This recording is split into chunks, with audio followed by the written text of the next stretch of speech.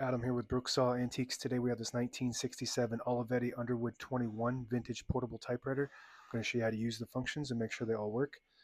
Made in Spain, but Olivetti brand is based in Italy, but they have a plant, or they had a plant in Spain as well. And this is basically Olivetti Laterra 22 on steroids.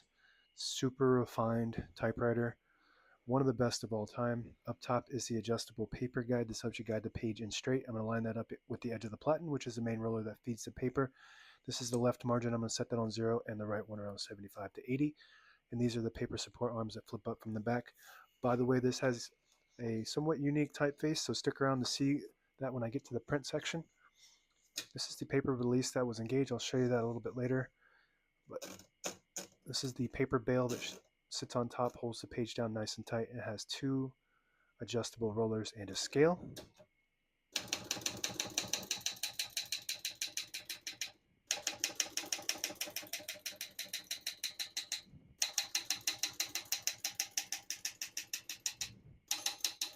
Once you hear the bell, you're near the end of the margin. Hit this line space, gets you back to the beginning, and skips 1, 2, or 3. Right now we have it on single.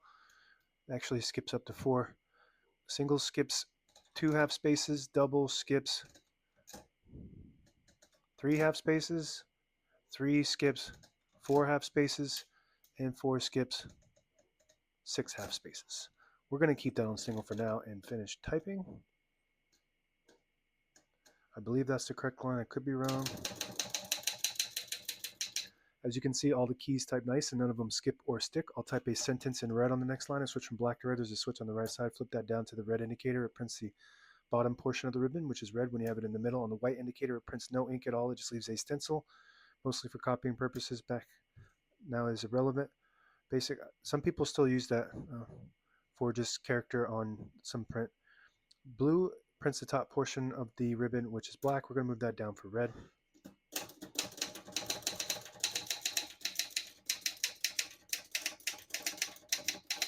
Beautiful. Super smooth and refined.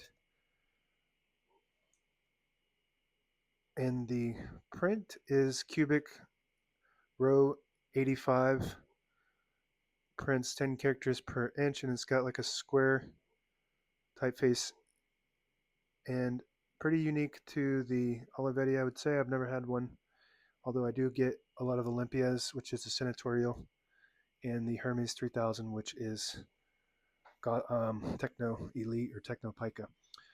To pull the page out easy, there's a switch on the right side. Flip that forward. It unlocks the rollers underneath the platen, allowing you to pull the page out easy or load thicker paper like carbon copy or cardstock. Also allows you to straighten the page. If you load it crooked, make sure you flip that back before you load the next page or else it won't load correctly. Going to flip these down for now and put the color back on black. Got a shift on each side and a shift lock on the left. To clear that, just hit the shift button again. So this has a really close feel to the 22 as far as the cushiony keys, and the tab set and clear is pretty close. It's just a way bigger machine. It's about as big as they come when it comes to portable typewriters. They just wanted to take that Olivetti Laterra 22 and just make it as best they can, and this is the size they came out with. This blank button here is not supposed to be the one key. That is the margin release. When you get to the end of the margin, there's a mechanism that blocks you from printing. Hit that margin release. It doesn't allow you to type past that all the way to the end. The one key traditionally on typewriters is the lowercase l, and the exclamation point is the shift 8, which is the apostrophe, backspace it, and then period underneath. I don't know if Olivetti ever went to the one key. I know some keyboard combinations had it, but that's usually with some unique keyboard, like a UK had it, I think. But traditional American English keyboards on Olivetti's did not have the exclamation point or the one key. All right, this pops up from the front and hooks into the back. This is all metal. Cast iron, I believe, I'm pretty sure. All the brand new ribbons loaded on the left, so it's pulling clockwise to the right. If you want to switch that direction manually, the side you want it to go to, there's a little ribbon guide. You just flip it towards the middle, it'll pull to that side. And that's meant to automatically catch the ribbon eyelet. When you get to the end of the ribbon, it will catch on it and automatically swap it to the side it needs to go to. Touch control on the inner left side here. The farther back you go with this, the more tension there is when you hit the keys. You do have to hit the keys harder for them to print, but they respond faster. This has a pretty cushiony, I would say cushiony resistance touch compared to the 32.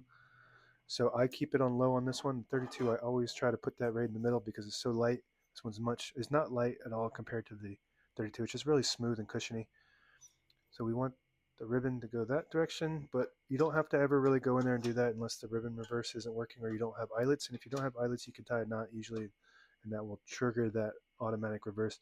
This hooks into the back first and snaps down on the front. This is your tab, the red button. This is traditional Olivetti Laterras. Had that red button as the tab. Right now we have no tab set. We'll get one right there. We're going to clear that by flipping the switch on the left side here down. Very light. So now we don't have any, but I like to always set one somewhere in the middle, so that way when you hit the tab button, it doesn't go slamming all the way to the end, causing wear and tear on your typewriter. So that same switch, you just switch that up towards the back. It stops at that spot. So to clear is down, to set is up, and you can set as many tabs as you want in this model. Backspace on the right side, very smooth. And that is it for the keyboard. Carriage release on both sides. And this one rides on this rail instead of bearings, like the 32 rides on bearings. This rides on this rail. So it's like the 22, it's the same carriage design, but much bigger, basically. Maybe some few different modifications, but it's the same basic style as the 22. Carriage release on the left. And it's super smooth. This is what the European typewriter is known for, just being really, really smooth on the carriage glide. And when you slide it back, it doesn't click or make any kind of grinding noises like the American typewriters typically do. This is this disables the spacing when you turn the knob if you push it in, so you can get to an exact spot on the page. You let it go, you get the clicks. Each one of those clicks is a half a space. In the same concept, if you move the line space selector all the way back to 0, disables the spacing. Flip it to the 1, you get the clicks. You just want to be careful when you do that because you will lose your line if you're trying to keep track of your lines. You don't want to do that. It's just forgetting in between the lines. And this is the swivel carriage return. So when you have it in the case, it doesn't break that off. It lowers it so it fits in the case better. And this is made out of cast aluminum, so this neck will actually break. And these things break all the time.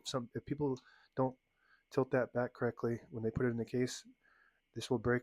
You can replace this easily with that screw, but if you break this off, there's a pin that goes down and there's another pin that goes to and it's extremely hard to replace.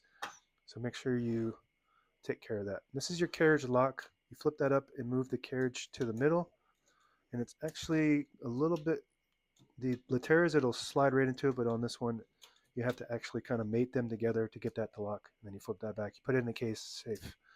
To unlock it, you just flip this down like that. Very good. And that's it. Now available on eBay or Etsy. Search Brooksaw Antiques.